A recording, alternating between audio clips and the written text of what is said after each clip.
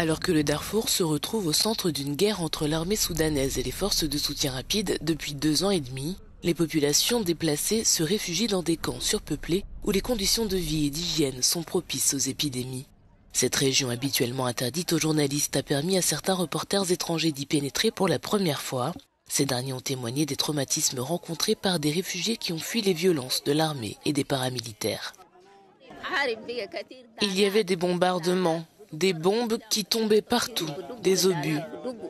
Des paramilitaires filmés discrètement contrôlent la quasi-totalité du territoire. À Tawila, zone épargnée par les combats, 570 000 personnes se sont réfugiées et d'autres continuent d'arriver.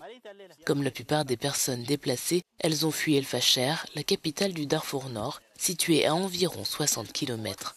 Ce que nous constatons avec le choléra, c'est que les enfants sont particulièrement touchés. La mortalité est plus élevée chez les enfants de moins de 5 ans, surtout lorsque d'autres facteurs de risque sont impliqués, comme la malnutrition. La plupart d'entre eux sont également atteints de paludisme, ce qui aggrave la gravité du choléra. Les épidémies ne sont pas les seules maladies à être traitées ici. Faiza Abdallah, assistante en santé mentale pour Halima, est elle-même réfugiée. Elle aide les femmes à surmonter les traumatismes psychologiques. Les jeunes femmes et leurs familles ont été victimes des paramilitaires sur la route de l'exil. Certaines femmes viennent nous voir, mais beaucoup se cachent. Elles ne viennent pas, elles n'osent pas.